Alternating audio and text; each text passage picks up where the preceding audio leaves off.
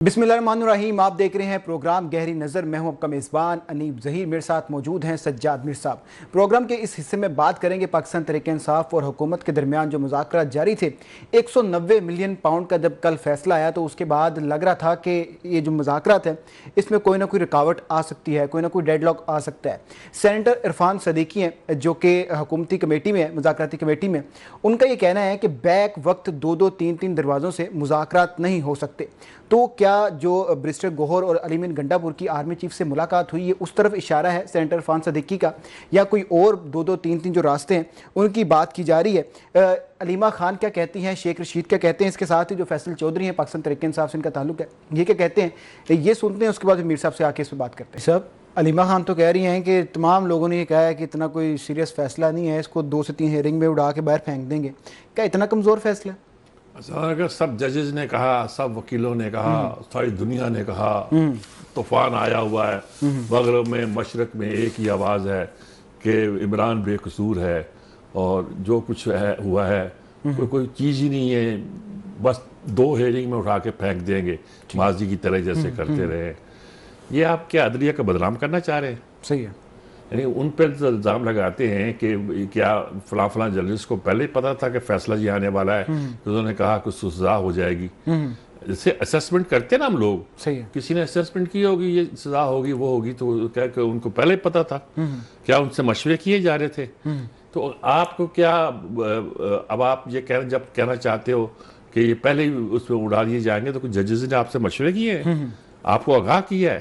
भाई कानून की जुबान है। मैंने कल 1-2 प्रोग्राम सुने, उस प्रोग्राम में वही डाटा था, वही दलाइल थे, वही मवाद था, उसकी इंटरप्रिटेशन और थी, उसकी इंटरप्रिटेशन और थी। सही है। वो कहते थे ये जो वहां से आया है तो हसन नवाज से क्यों नहीं पूछा? उन्होंने वो तो उनका मसला नहीं था। सही है। फिर उन्होंने कहा कि जी वो ये तो आप ही लेके गए थे केस।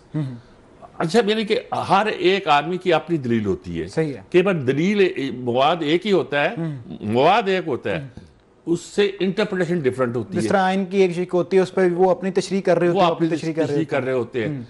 तो इस तरह कहने का क्या फायदा आता है? सही है। तो अब दूसरी बात है कि वो कहते हैं कि जी अब जजेस उठा के फेंक देंगे, फेंक दे, हो सकता है फेंक देंगे।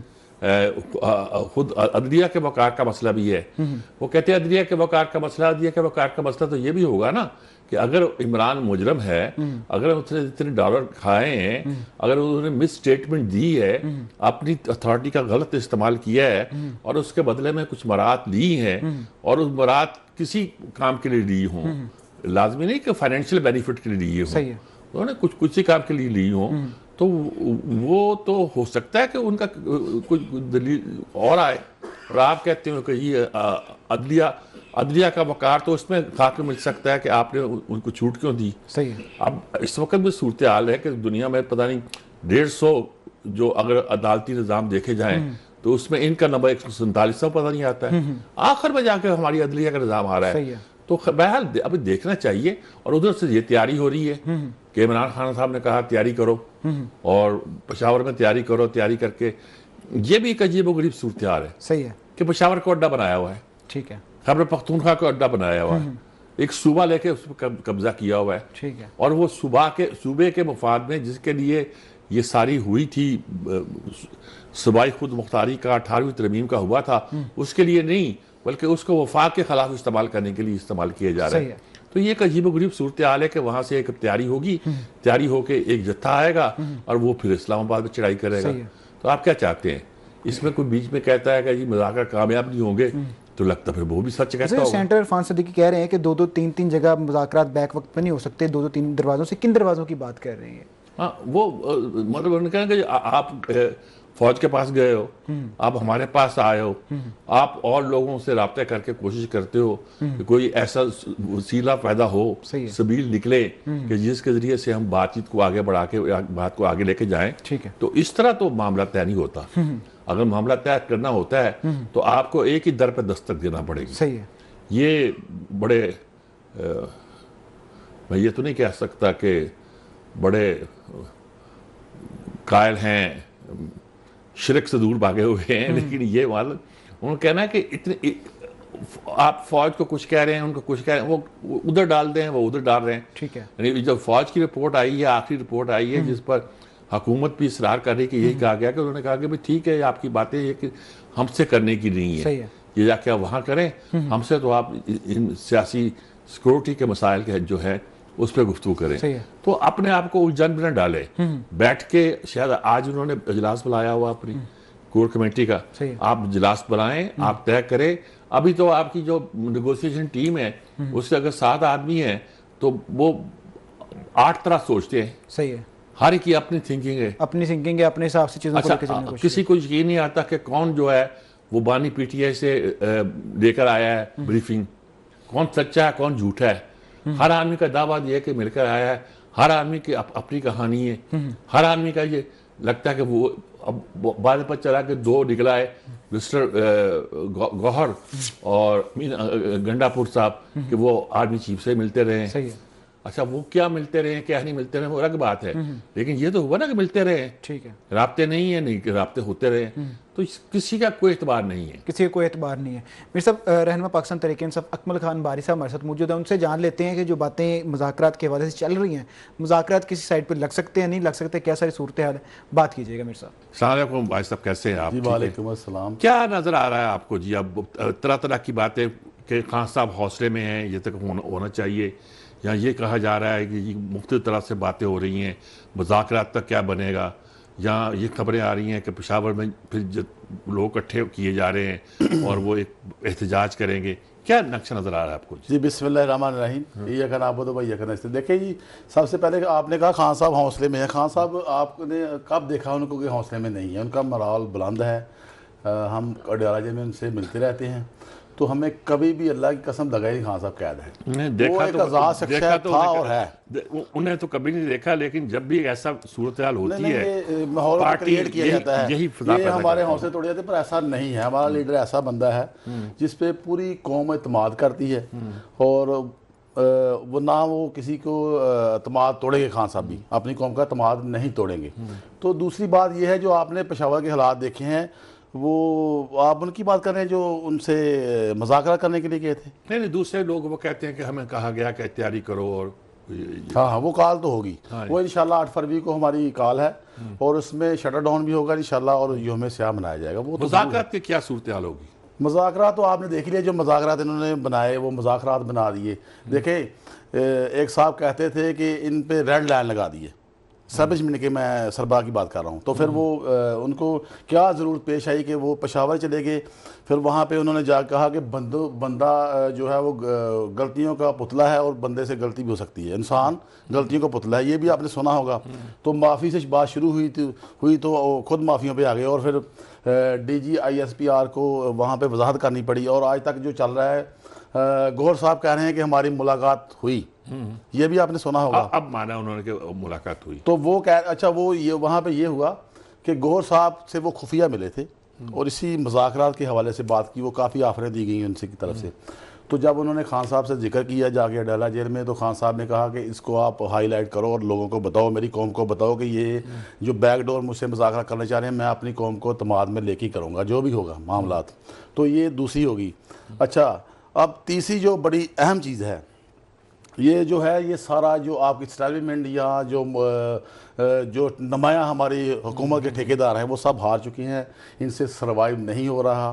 खान साहब हकीकी आज़ादी की जंग जीत चुके हैं, और अल्लाह के फजल से जो आने वाले दिन है, उसमें नया पाकिस्तान आप देखेंगे इंशाल्लाह। नहीं, वो तो पाकिस्तान तो नया होगा, लेकिन इमरान खान साहब का क्या बनेगा? वो जेल से बाहर आएंगे कि इमरान खान साहब तो देखें, वो तो उनकी तो 2 ही चीज़ें हैं। वो कहते हैं पहले वो तो उनको जेल से अब मुश्किल ही कोई नहीं आने में, आपको पता है। वो तो एक जो फैसला आया है ये वाला अल कादर ट्रस्ट वाला, ये तो एक बिल्कुल झूठा और मनगढ़ंत बेबुनियाद मुकदमा है, इसमें तो मसला ही कोई नहीं। असल उनका इशू ये है कि वो कहते हैं कि मेरे पहले सारे जो वर्कर हैं उनको रिहा करो, उसके बाद जुडिशल कमीशन बनाया जाए, जो 9 मई और 26 नवंबर का जो बेनिफिशरी वो कौन है मुझे बताया जाए। नहीं, अगर फ़र्ज़ किया कमीशन नहीं बनता, लोगों को रिहाई नहीं मिलती, तो इमरान खान क्या करते हैं? तो उसके बाद आगे खान साहब ने पैगाम दिया है कि मेरे जो लोग हैं, जो हमारे खासकर जेलों में लोग बैठे हुए हैं, वो हौसला रखें, इंशाल्लाह हम जंग जीतेंगे। हकीकी आज़ादी की जो जंग हमारी चल रही है, यानी कि उसके बाद कोई प्लान है? कोई प्लान वही है सर, 8 फरवरी जो है हमारा, उसी में हम करेंगे सारा 8 फरवरी में। हाँ जी सर, योम स्याह होगा और इंशाल्लाह वहाँ पे सारी चीज़ें चलेंगी। क्या वही तरीका होगा जो माजी में रहा है कि इस्लामाबाद पे डी चौक पे जाना है और वहाँ मुजाहरा करना है? इस दफ़ा पूरे पाकिस्तान में स्ट्राइक होगी और ये योम स्याह के तौर पे मनाया जाएगा और ये शटर डाउन होगा इंशाल्लाह। ये यानी पूरे पाकिस्तान में शटर डाउन किया पूरे जाएगा। पाकिस्तान में शटर डाउन, पहिया जाम भी होगा, शटर डाउन भी होगा। बिल्कुल बिल्कुल। और आपको तवक्को है कि इसके नतीजे के तौर पर हुकूमत या जिस एस्टेब्लिशमेंट कह रहे हैं आप, या जो कुछ भी नाम दे दीजिएगा, उस पर इसका असर? पहले मीर साहब मुझे ये बताएं कि हुकूमत आपको लग रही है किसी एक फर्द वाहिद की हुकूमत है? ये तो चूचू का मरबा बना हुआ है, पीडीएम का टोला है। एस्टेब्लिशमेंट भी कहा अलग से। आप देखिए, आप मुझे ये बता दें कि हुकूमत है किसकी, हमें ये बताया जाए कि हुकूमत है किसी की। कोई नजर आ रहा है आपको हुकूमत है कोई? जिसकी आपके ज़माने में थी। अब ये देखें, यही तो अब हकीकी आज़ादी क्या कह रहे हैं? हकीकी आज़ादी चाहिए, हमने अपने फैसले खुद करने हैं, खुद मुख्तार हमें पाकिस्तान चाहिए, जो अपनी पॉलिसी खुद बनाए, जिसके बाहर के लोग ना जिस पे जिनकी पॉलिसी चले, ये हम चाह रहे हैं। नहीं तो मतलब ये है कि आपको यकीन है कि 8 तारीख के बाद जो एक प्रोटेस्ट किया जाएगा, उसका असर कुछ एस्टेब्लिशमेंट पर या हुकूमत पर या कुछ भी कह लीजिए, वो लोग जो इक़्तिदार पर काबुज़ हैं उन पर पड़ेगा और वो कोई रीथिंकिंग करेंगे? सर असर तो उन पर बहुत ज़्यादा हो चुका है। वो तो इनके रोज़ पैगाम आते हैं, मेरा ख्याल 8 फरवरी तक भी नहीं जाना मुझे जाता लगता है प्रोग्राम। ये 8 फरवरी से पहले लगता है कि रेज हो जाएगा, ये कुछ भी नहीं है, आपको सारा पता है। नहीं, वो तो एक तरफ तो पैगाम देते होंगे, दूसरी तरफ ये ताड़ हुए, ये तो मेरा ख्याल है सारे चाबी वाले खिलौने हैं, इनका औकात ही कोई नहीं है कि ये तो वैसे ही। अब क्या मैं कहूँ, तो जो असल लोग थे, जो एस्टेब्लिशमेंट के लोग थे, वो आ गए हैं मैदान में। वो अब वजाहतें दे रहे हैं, कभी कह रहे हैं जी हमने इनसे दफाई मुल्क पे बात करनी थी। भाई मुझे ये बताएं कि गौर कौन सा उसके पास कोई वो मिनिस्टर है, कोई दफाई कोई डिफेंस मिनिस्टर है, उस पर उससे क्या बात करेंगे आप? दफाई कोई हो सकती है उससे बात कोई? तो ऐसी बातें, वो भी सूरत बड़ी ख़राब है ना जी सूबे की, जिसे आप दहशतगर्दी के वाक़यात कह लीजिए, लॉ एंड ऑर्डर की सिचुएशन कह दीजिए, जिसे आप कोई भी नाम दे दीजिएगा, एक गड़बड़ तो पैदा हुई है पूरे सूबे। पारा चनार में तो लोगों को खाने के लिए चीज़ें नहीं मिल रही। तो ये इसके लिए क्या पार्टी आपकी क्या मदद कर रही है? पार्टी देखिए जी, सारा कुछ मदद भी कर रही है, और दूसरा आपको मैं देखें इतना जो वही तो मैं हमारी जो शुरू से दर्द है वही है कि पाकिस्तान कभी आज़ाद ही नहीं हुआ। अब मैं कुछ फिक्रे बोलूँगा, मेरा ख्याल वो बोले नहीं जाएंगे। तो आपको पता है कि बोल सकते हैं आप। अच्छा जी, तो मैं यहाँ पे ये कहना चाहता हूँ कि ये जो स्टैब्लिशमेंट के लोग हैं, इनकी तरफ से वो अफरा तफरी फैलाई गई थी और वो मेरा ख्याल अब कंट्रोल हो चुकी है। तो इंशाल्लाह जो आने वाले दिन हैं वो आप बड़ी तब्दीली देखेंगे उसमें। कंट्रोल के कुछ तो कहते हैं, शायद अभी इंतज़ार है 20 जनवरी का, वो इंतखाब अमेरिका नए सदर ने हलफ उठाना है और उससे कोई तवक्कुआत है? कोई ऐसी तवक्कुआत तो नहीं है? नहीं, यहाँ पे देखें दोस्ती बनाना कोई बुरी बात नहीं है। खान साहब का जो बयानिया था कि हम गुलाम नहीं हैं, हम वहीं पे रहे हैं। हाँ, ये होगा कि ये जो पीडीएम का टोला और बमा एस्टेब्लिशमेंट, ये 20 जनवरी के बाद यतीम हो जाएंगे। और खान साहब ने एक फ़िक्रा बोलते हैं बार बार कि मैं इनके लिए अकेला ही काफ़ी हूँ, तो खान साहब फिर अकेले ही काफ़ी हैं। इंशाल्लाह फिर ये सारी गिरती हुई दीवारें जो है ये सब रेज हो जाएगी। ये सारा प्रोग्राम जो है मुझे लगता नहीं। आपका मतलब है कि मज़ाकरात वगैरह अहम नहीं है, असल चीज़ हम ये देखें कि जो 8 फरवरी के बाद एक मज़ाकरात तो ये कभी सीरियस नहीं हुए। मज़ाकरात तो देखें हमारी 2 डिमांड थी कि पहले तो हमने कहा था कि ये जो है ये हमारे जितने भी सियासी वर्कर हैं इनको रिहा करें और उसके बाद खान साहब से मुलाकात कराएं। आपको पता ही हो, उसके बाद हमने कहा जुडिशल कमीशन बनाया जाए। 2 जो हमारे वाक़यात हुए थे, तो उस पर इन्होंने कुछ भी नहीं किया, कोई मूवमेंट ही नहीं हुई। तो फिर मुज़ाकरा कैसे जारी रख सकते? तो आपका मतलब मज़ाकरात तो नहीं होंगे, जो कुछ भी होगा उस मुज़ाहरे से या उस मूवमेंट से होगा जो 8 तारीख को आप शुरू करने वाले हैं? नहीं, देखें फिर वो हमारे पास आखिरी ऑप्शन है। अभी ये कुछ दिनों में कुछ मूवमेंट हो रही हैं, वो देखते हैं। तो फिर आखिरी जो हमारे पास वो है जो है ऑप्शन, वो 8 फरवरी है फिर इंशाल्लाह। बहुत बहुत शुक्रिया आपका जनाब, आपने बहुत तफसील के साथ अकमल खान बारी साहब तफसील के साथ सारी सूरत हाल का वाज़ेह किया। छोटे छोटे फिक्रों में सारी बात जो थी वजाहत वाज़ होकर सामने आ गई। अब उसके बाद आगे क्या चलता है वो तो आने वाले दिन ही बता सकते हैं। जी मीर साहब, मुज़ाकरात की बात चल रही है, कामरान मुर्तज़ा और शेख रशीद का बयान भी सामने आया मुज़ाकरात के हवाले से, वो भी सुन लेते हैं फिर उस पर बात कर लेते हैं। जी सुनाइएगा। जी मीर साहब, कामरान मुर्तज़ा की जो बातें हैं वही बातें जो हम करते नज़र आ रहे हैं कि कोई सर पाँव नज़र नहीं आ रहा। एक तरफ सज़ाएँ हो रही हैं और दूसरी जानब वो मुतालबात दिए जा रहे हैं, तीसरी जानब वो चीज़ों को लटकाया जा रहा है। क्या कहते हैं इसके ऊपर? वो मेरा कामरान मुर्तज़ा ठीक कहते हैं, कहते हैं क्या आप कहते हो मुज़ाकरात करने या करना, असल जो बातें आपकी हैं जो जिसकी कोई एक बात उन्होंने बड़ी इंपॉर्टेंट कही है कि बात कहीं से टूट गई है। यानी बात चल रही थी, कुछ शराइत तय हो गई थी, कुछ बात आगे गई थी, बात पता नहीं टूटी है कि नहीं टूटी, लेकिन इतना मालूम होता है कि जो बातचीत इन्होंने की थी उस पर इनको जो ऑफर की गई थी उस पर इनकी जो अड़ी है वो भी कायम रही, और उधर साफ कहा गया कि नहीं यूं नहीं तो बात को यूं किया जाएगा। ठीक है। उसका खुलासा अगर हुकूमत बयान करेगी वो तो ये कहेगी कि इन्होंने बात की थी, उन्होंने कहा कि सियासी बात करो सियासी लोगों के साथ, हमसे तो सिक्योरिटी के मसले में बात करो।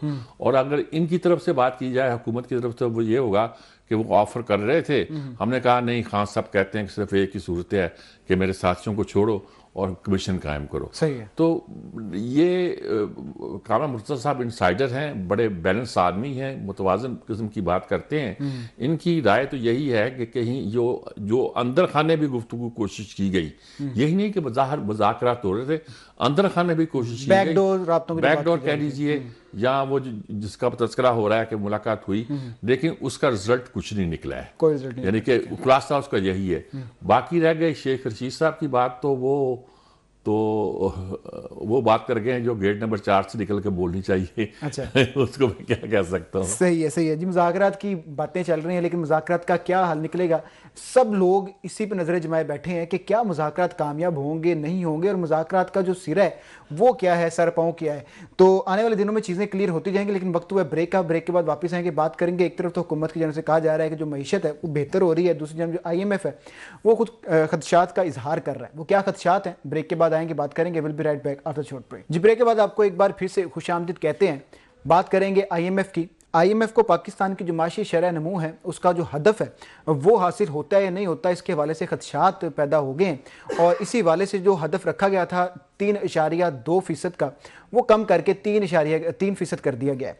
तो ये मामला आता है कि एक तरफ जो हुकूमत है वो कह रहे हैं कि जो इशारे हैं वो बेहतर हो रहे हैं, पाकिस्तान की जो मईशत है वो मुस्तहकम हो रही है, पाकिस्तान की जो मईशत है वो बेहतर हो रही है, तो दूसरी जानब जो IMF है वो खदशात का इजहार कर रहा है। तो जो इकॉनमी की सूरत हाल है वो क्या है, इसके ऊपर बात करेंगे। और साथ ही जो कश्ती हादसा हुआ था उसके हवाले से पाकिस्तान ने आला सतही तहकीकात का फैसला कर लिया है। पहले भी दावे किए जा रहे हैं, पहले भी ये बातें की जाती रही हैं कि तहकीकात की जाएगी और इस अमल को रोका जाएगा, लेकिन उसका कोई हल नहीं निकलता, उसका कोई देर पा जो सल्यूशन है वो सामने नहीं आता। एक बार फिर से तहकीकात के दावे किए जा रहे हैं। क्या इस बार हुकूमत ये जो इंसानी स्मगलिंग है इसको रोकने में कामयाब हो पाएगी या नहीं, इस पर बात करेंगे। मेरे से पहले जो IMF की जो शरह नमू थी, हदफ था 3.2, उसको कम करके 3 कर दिया है। जो खदशात पैदा हो रहे हैं इसके बारे में क्या कहते हैं?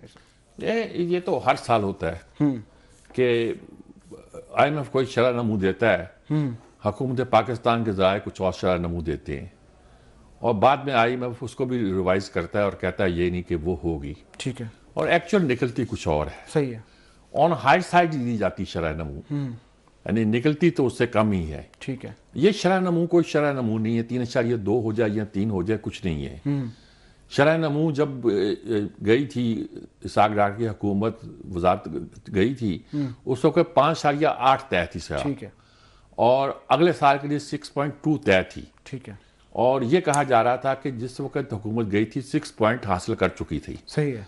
अगरचे इनका कहना यह था कि जब तक ये 7% तक नहीं जाती हमारा मईशत जो है स्मूथ नहीं होती। सही है। यानी कि लोगों को, जितने लोग नए पैदा होते हैं उनको रोजगार नहीं मिलता। सही है। इस तरह के तासुरात ज़ाहिर किए जाते थे। लेकिन फिर ये शरह नमू मनफी तक गई। ठीक है। 0.1 तक गई, और इमरान के ज़माने में बिल्कुल इसको पीछे चली गई।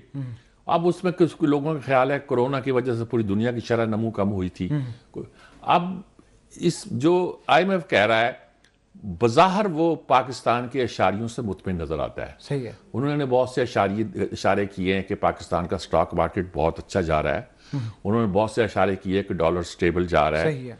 उन्होंने बहुत सारे इशारे किए कि शरह सूद हमने कम कर दी है, ये पॉजिटिव बातें गिनी जाती हैं। ठीक है। लेकिन ये बात कि जो रिक्वायर्ड है पाकिस्तान की इकोनॉमी को अपने पाँव पर खड़ा होने के लिए, वो अभी दूर की मंजिल है, अभी दूर की मंजिल। हाँ, अभी आपको एक्सपोर्ट अपनी बढ़ानी पड़ेगी, अभी आपको अपना इतना फॉरेन एक्सचेंज करना पड़ेगा कि आपका मुल्क अपने पाँव पे खड़ा हो चुके और आपको कर्जों की जरूरत ना पड़े। ये सारी बातें अपनी जगह है और ये बातें चलती रहेंगी और आगे बढ़ेगी। ये जो हदफ हैं ये कब पूरे होंगे, कब पाकिस्तान की जो मैशत अपने पाँव पे खड़े होगी? साबिक वज़ीर ख़ज़ाना डॉक्टर सलमान शाह हमारे साथ लाइन पर मौजूद है, उनसे बात कर लेते हैं, उनसे जान लेते हैं टेक्निकल जो चीज़ें वो क्या हैं, किस तरीके से पाकिस्तान के जो माशी मसाइल हैं हल हो सकते हैं। बात कीजिएगा मीर साहब। अस्सलाम वालेकुम शाह साहब।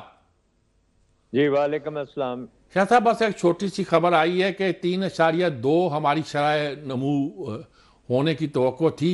IMF कहता है कि ये 3 रहेगी, 3.2 नहीं रहेगी। कुछ लोग इस पर तबसरा करते हैं कि शायद हम अपने टारगेट अचीव ना कर सकें। जवाब में बताया जाता है कि हमारी स्टॉक मार्केट अच्छी जा रही है, वो उसकी तारीफ़ कर रहे हैं, शरह सूद कम हो गई है, उसकी तारीफ़ हो रही है, और डॉलर स्टेबल है, उसको भी। तो ये सूरत हाल आपको नज़र क्या आती है कि मईशत हमारी स्टेबल हुई है? सुना है कि इमरान खान ने भी जेल में ये बात कही थी कहीं सहाफ़ियों से कि मईशत ठहर तो गई है लेकिन आगे नहीं बढ़ रही। आपको क्या लग रहा है इसका?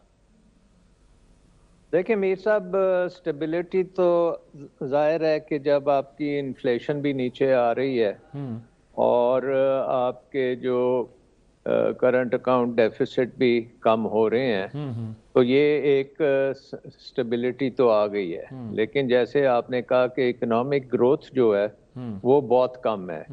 IMF ने तो 3.2 से 3% का डाउनग्रेड किया है, लेकिन पहले 6 माह में सिर्फ 0.92% यानी कि 1% से भी कम ग्रोथ हुई है। अच्छा। तो ओवरऑल ये ग्रोथ जो है ये हमारे लिए बहुत इम्पोर्टेंट है, और उसकी वजह ये है कि अगर तो हम ऐसा मुल्क होते जिसमें सारे मेरी तरह के बूढ़े होते, फिर तो हमें ग्रोथ की जरूरत नहीं है।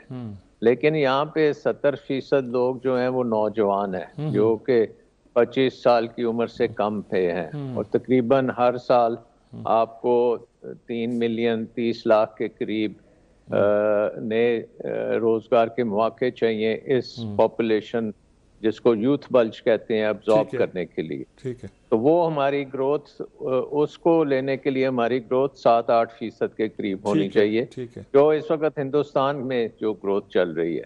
अनफॉर्चुनेटली हमने अपनी इकोनॉमी को बड़ी बुरी तरह लूटा भी है, बर्बाद भी की है, गलत डिसीजंस भी लिए हैं, बिजली का निज़ाम गलत बनाया है, टैक्स का निज़ाम गलत बनाया है, एडमिनिस्ट्रेशन जो है बहुत कोर्सिव बनाई है, तो वो हमारी इकोनॉमी उस तरह से चल नहीं रही।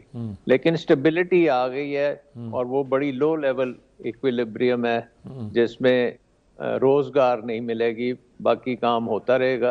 अशराफिया के लिए ठीक है, उनको स्टेबिलिटी अच्छी है और वो अपनी याशी भी कर रहे हैं, स्टॉक मार्केट भी ऊपर जा रही है, लेकिन इन्वेस्टमेंट कोई नहीं कर रहा। इन्वेस्टमेंट जो इकोनॉमिक ग्रोथ है ये इन्वेस्टमेंट से आती है। ठीक है। और इन्वेस्टमेंट जो है वो आपका जो सरमायादार है अपना पाकिस्तानी, सबसे पहले उसको करने की जरूरत है। उसके बाद ओवरसीज पाकिस्तानीज जो हैं वो अपनी रेमिटेंसेस तो भेजते हैं, लेकिन जैसे सर अनवर परवेज जैसे बड़े सरमायाकार वो अब पाकिस्तान में इन्वेस्ट नहीं कर रहे। और उसके बाद तीसरे नंबर पे फॉरेन इन्वेस्टर, और वो भी इन्वेस्ट नहीं कर रहा। चीन जो है वो गवर्नमेंट टू गवर्नमेंट थोड़ी सी न्यूक्लियर पावर वगैरह में कर रहा है, लेकिन वो कर्जों के ऊपर है। सो आई थिंक जो इन्वेस्टमेंट ग्रोथ चाहिए पाकिस्तान को वो नहीं है।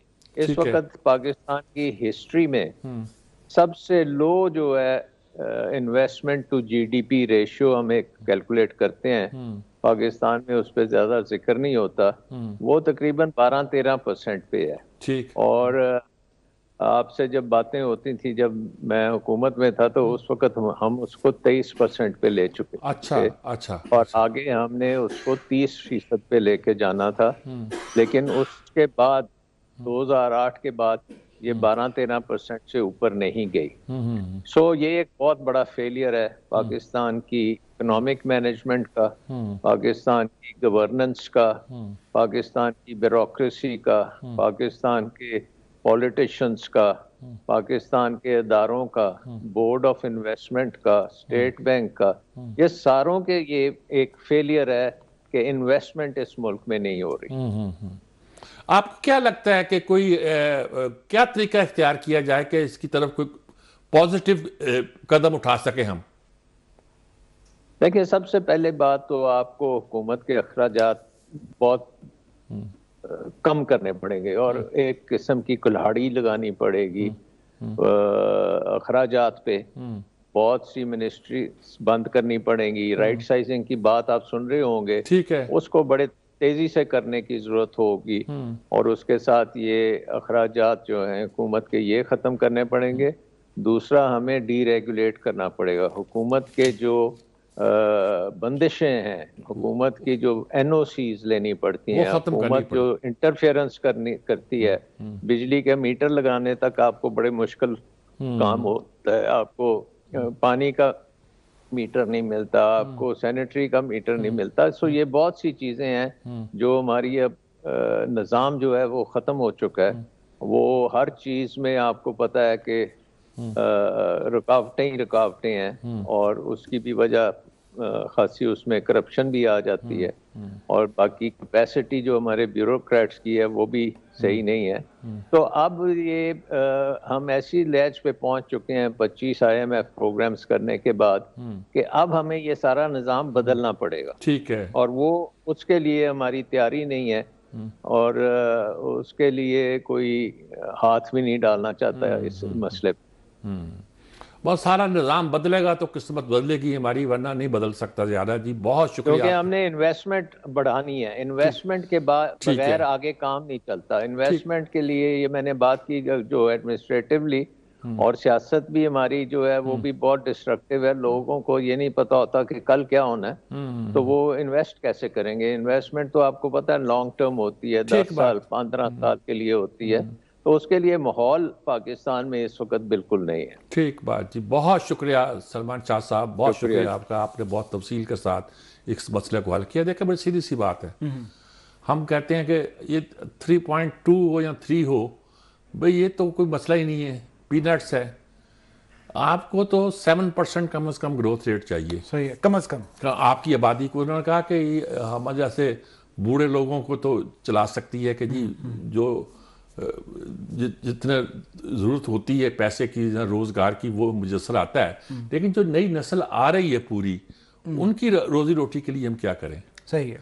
तो वो जब तक हम अपनी, और बताया कि हमारी बाहर की इन्वेस्टमेंट नहीं आ रही, हमारे यहाँ गवर्नेंस नहीं हो रही, हमने अपने अखराजात बढ़ा रखे, उन पर काबू पाना पड़ेगा। मेरे से जब बात की है नई नस्ल के अपने हवाले से कि नई नस्ल को हम क्या दे रहे हैं, नई नस्ल बाहर जाती है, फिर कश्तियों में डूब जाती है, अब फिर तहकीकात की बात की जा रही है, पहले भी दावे की जा रही है। ये इस बात में मैं आज कोई किसी राय देकर आया हूँ।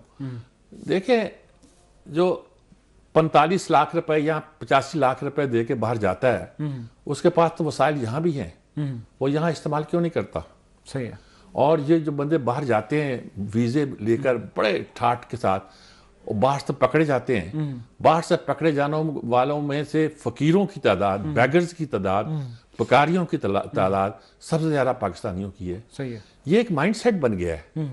क्या हमारे जहन में क्या सवार हो गया है कि हम भीख मांगते फिरते हैं? सही है। हम बाहर जाते हैं रोजी कमाने के लिए, और वही पैसे अगर एज ए एंटरप्रेन्योर पाकिस्तान में इस्तेमाल करना सीख लें तो लोग कहते हैं सिक्योरिटी नहीं है पाकिस्तान में इन्वेस्टमेंट की। बाहर जाकर सिक्योरिटी इन्वेस्टमेंट नहीं आ रही, बाहर जाकर सिक्योरिटी तो ये होगी बहरे रूम की मौजों में डुबो दिया जाएगा आपको, बल्कि खुद ही डूबेंगे, आपको मार के डुबो। आज की खबर तो ये है, कुछ बच्चों को जो जिनके पैसे नहीं पहुंचे उनको पहले जख्मी किया गया, मारा गया, फिर समुद्र में फेंका गया। सही है। तो ये खतरे तो आप मोल लेते हैं, यहाँ खतरा मोल ले लें जरा। सही है। और जिन्होंने लिए हैं उन्होंने कमाल के काम किए हैं। यहाँ ऐसी बात नहीं है। वैसे तहकीकात की बात की जा रही है, पहले भी तहकीकात की बात की जाती रही है। FIA के जो मुलाजमीन थे उनको बरतरफ भी किया गया, उसके बाद कोई खबर नहीं आई, कोई पता नहीं क्या उनको सजा हुई या नहीं हुई। ये आपकी बात फिर ठीक बात है, की जा रही है। ये सिर्फ मैनेजमेंट का मसला नहीं है, गवर्नेंस का मसला नहीं है, बल्कि माइंडसेट जो हमारा बदल गया है।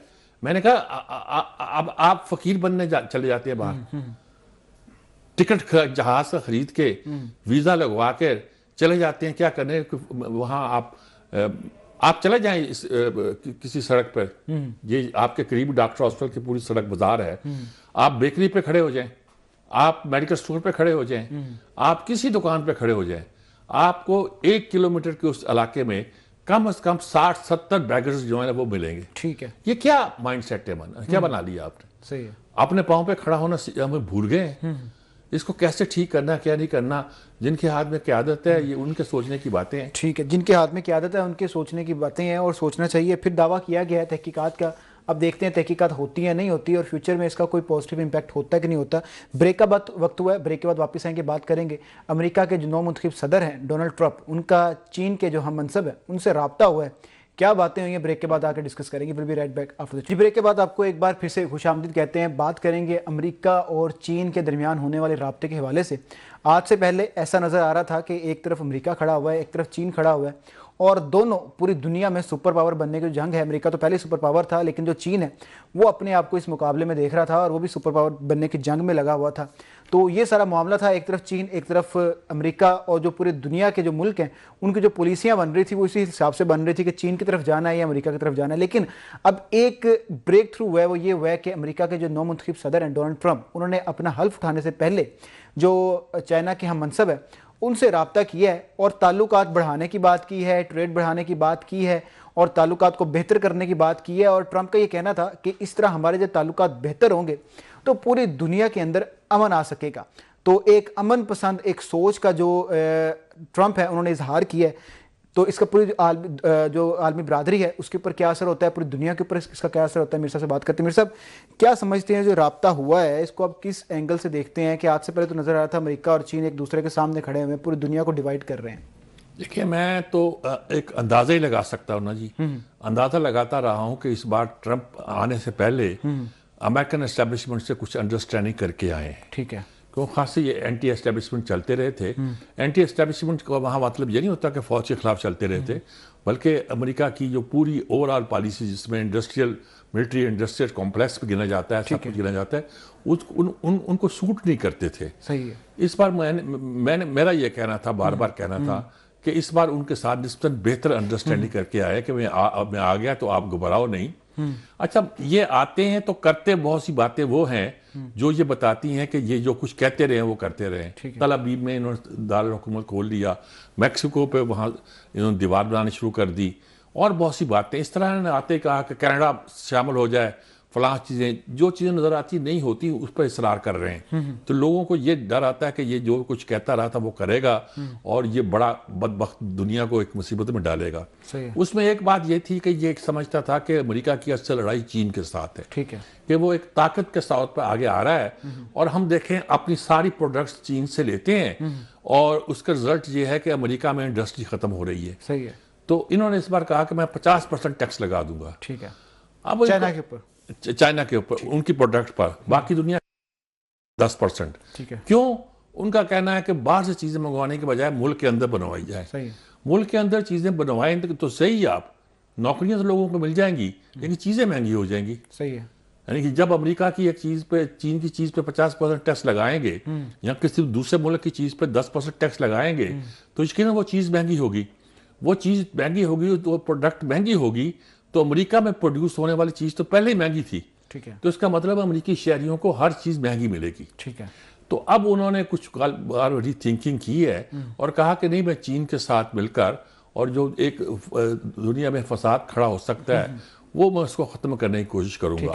जैसा कि उन्होंने हालिया तौर पर एक तासुर दिया कि मिडल ईस्ट के बारे में कहा कि निशान इबल बना दूंगा, ये कर दूंगा, वो कर दूंगा, लेकिन उसके साथ ही उन्होंने ये काम किया कि कोई सीज फायर उनके आने से पहले हो जाए। ठीक है। वो इस काम में लगे रहे।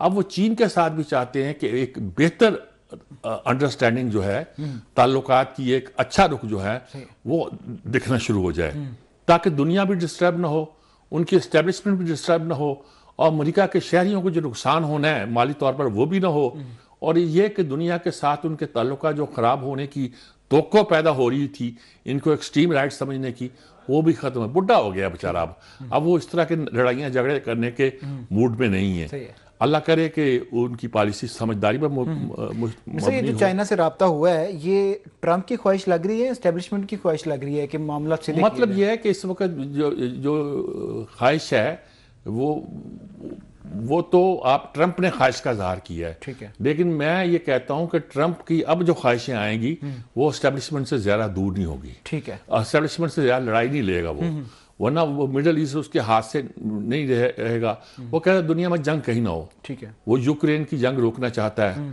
लेकिन ये इसके लिए इसको बड़े यानी कि मुसीबत काटनी पड़ेगी, सही है, और यूक्रेन की जंग की वजह से अमेरिका को कितना पैसे लगाने पड़ रहे हैं वो देखना पड़ेगा। ठीक है, यूरोप को कह रहा है कि नेटो में आप पैसे झोंके, अगर आप यूक्रेन में जंग लड़ रहे हैं तो यूरोप के पैसे कहता है जी हम सुलह कर लेते हैं, हम क्या पैसे झोंके। तो उसके बहुत सी बातें ऐसी जो कंट्राडिक्टरी सी थी, यानी कि जिसका इम्पैक्ट खुद उन पर अमेरिका की सोसाइटी पर नेगेटिव पड़ रहा था। अब उसको वो जरा सबूत करने की कोशिश कर रहा है, और मेरे ख्याल में हमें इंतज़ार करना चाहिए, और हमारे पाकिस्तानी दोस्तों को भी जो इस इंतज़ार में है कि वो इंतज़ार में आकर उनके लिए कोई बहुत कुछ करेगा, ज़्यादा तवक्कुआत नहीं लगानी चाहिए, तवक्कुआत नहीं लगानी चाहिए, और हमें इंतज़ार करना चाहिए। बिल्कुल जी, अगर चाइना और अमेरिका के ताल्लुकात बेहतर होते हैं, पूरी दुनिया में जो अमन की बात की जा रही है अगर वो हो जाती है तो जारी बात है पूरी दुनिया को इससे फ़ायदा होगा। लेकिन सवाल ये पैदा होता है कि क्या ये जो ताल्लुकात की बात की जा रही है, अमन की बात की जा रही है, क्या ये काबिल अमल है या नहीं। आज के प्रोग्राम का वक्त ख़त्म हो गया है, कल दोबारा मुलाकात होगी गहरी नज़र में। हमें दीजिए इजाज़त, अल्लाह हाफ़िज़।